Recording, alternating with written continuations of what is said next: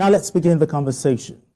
It amounts to hiding behind a finger, living abroad and threatening to kill some people belonging to certain ethnic groups.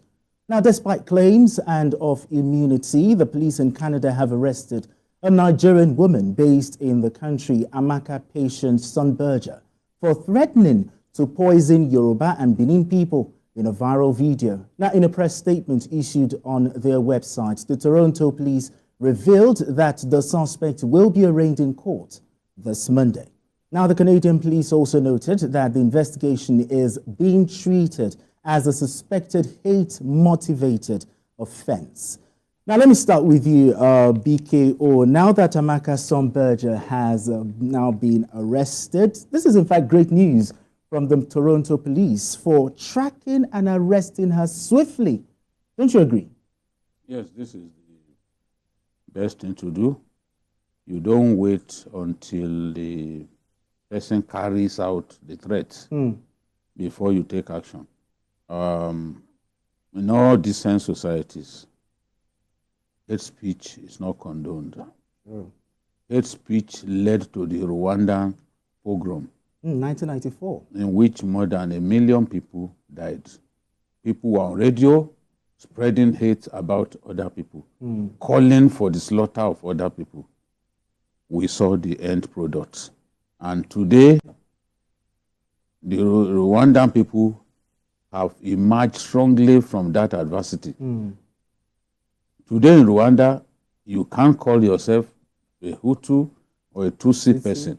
You are simply a Rwandan. If you try that, you go to jail. The country has zero tolerance for hate-filled ethnic divisions or even killings. So I believe that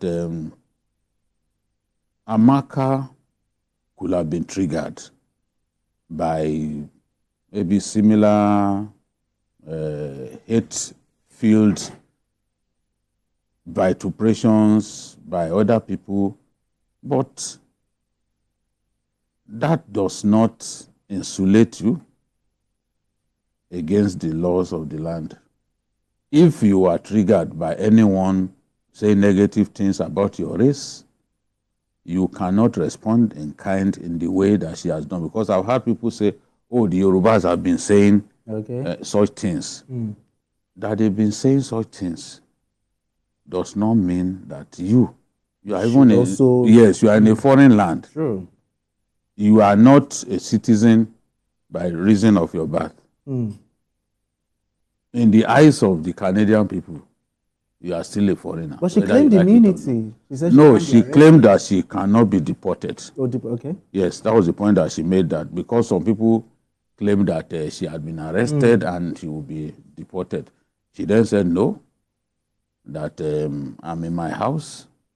Let them come and arrest me. Such confidence. Yes, she felt that as a citizen that she could not be deported. But the truth is, citizenship that is not by birth can be revoked. True. Although I do not believe that this particular case can lead to revocation of citizenship. I'm According just saying, to the laws. Yes, because they are probably going to jail her. You go get a life sentence, and they could even make her do community service and all that, or a suspended sentence. The point that I'm making is your citizenship can be revoked if you commit some grave offense. I've seen it done in other countries. Somebody, look at the case of the Nigerian grandson. He too was saying a lot, hate-filled speeches being made about fellow Nigerians. Invariably, grandson was arrested in the UK and jailed. This is a lesson to our people. Another person is Simon Ekpa. Simon Ekpa is still roaming about in Finland, spreading hate amongst our people and instigating people to violence. The Finnish authorities have not done anything about this matter. Which is surprising. Yeah, but the point that I'm making is Nigerians, especially the Igbos and the Yorubas, the hatred that both tribes are demonstrating against one another, especially on social media. I've never seen anything like that. Now, There should be we should not hate ourselves so much. And I can see a linkage between the level of hatred that the Igbos and the Yorubas and superiority contest, needless, sheepish superiority contest between both tribes. There's a linkage between what's going on and the 2023 election. Okay. But the point that I'm making, which I also suggested on my YouTube program, Issues with Jide, is that leaders of thought in both ethnicities, this is the time for them to come together and say, look, enough. We are one people, united by our nation. Okay. There is no reason why we should hate ourselves this much. If somebody steals something in South Africa, we first go and check his ethnicity. If it is a Yoruba person, Igbos on social media will rise in a wave and start referring to his ethnicity. If it happens the other way around, the other way, is the same thing that you get. They'll say, okay, see, we told you now, this is what they are doing. We need to stop this nonsense. We need to stop it, and even taking it to another country. It's what I never expected. It is sad. You know, we've got to find a way to rein in this level of hatred, because things can degenerate if we don't do something about it. So that's why I suggested maybe a kind of, in the past we had Southern People Summit. Okay. Why can't we have a summit of Yoruba leaders and Igbo leaders where they will come together?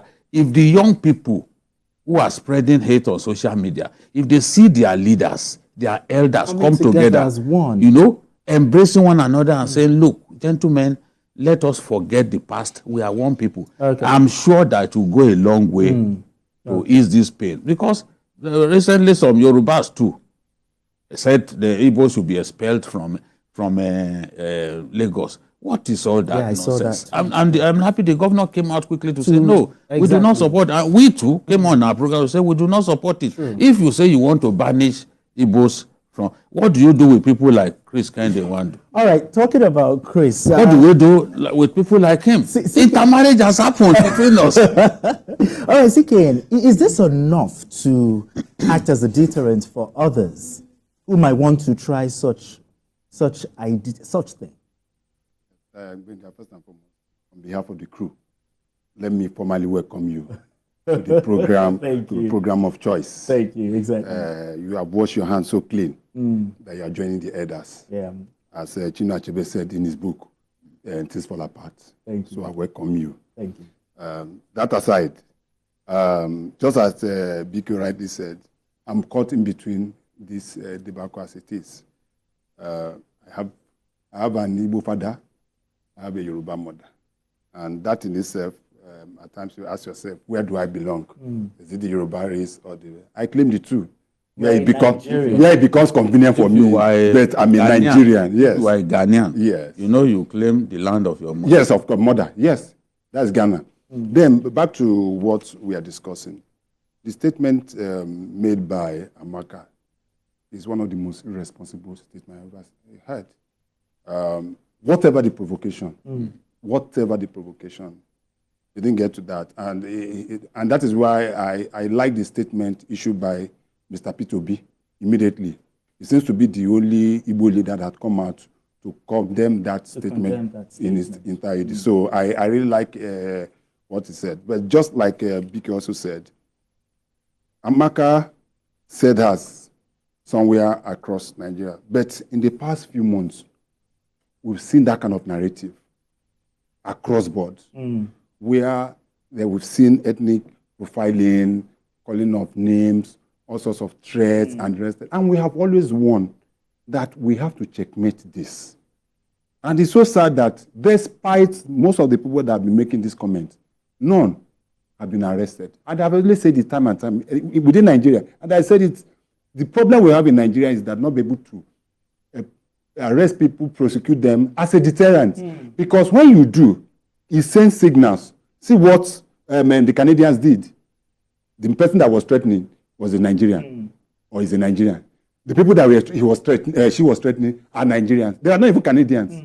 But the Canadian authority knew And they track the essence of it. They track her down, and she's going to be prosecuted. Now, let's look at, in Nigeria, we have the Cybercrime Prevention Act. Yeah. I see all sorts of shenanigans go on social media online.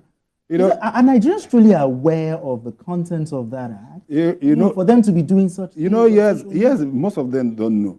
And I've said it on this program. When I've been saying it, when we leave here, BK will say, oh, you are once an ex-convict. Yes, because I was the first Nigerian to be tried on that act. That act was enacted in in fact, that was one of the reasons why I went back to school to read law. That law was enacted in 2015 and was signed into law by the former president, Goodluck Jonathan, just few hours before. It was one of those 100, 100 laws that he quickly signed as he was leaving. And I was arrested for something I posted on social media. And I was kept at Ikiriki prison for close to 3 weeks before I was eventually released and the charges were. Most Nigerians don't know the implications of what they are doing. They don't know the implications of what they are doing. You just see somebody just go to social media just because he has a China phone. You just and he has 1,000 naira or 500 naira. You just go and go and see what is good. TikTok, Instagram, Facebook is even worse. And you ask yourself, some of these people say if they see you, most of them when they see us, they can't even look at you straight to you. You can't. They can't. No. So the message I'm saying is that let us take a leap from what has happened in Canada. So that subsequently, we need to start arresting people here in Nigeria that are doing the same and forming this empire of hatred. Maybe in 30 seconds, let me give you, how do we strengthen our diversity? Maybe in just 30 seconds. Yes, I think the leaders have a big role to play. Our leaders have enjoyed dividing us. Some of them have been very responsible in the way they sow seeds of discord between our people. That has to stop. That has to stop. They must take concrete steps on their own to try and bring everyone together. And it's possible. Yeah. It's possible. Okay. All right. Just in 2 seconds. No, he has said it all. He has said it all. What I just feel is that even our leaders also take advantage of such situations, especially during politics, to be able, and they should stop dividing us. Okay, thank you very much. All right, let's move straight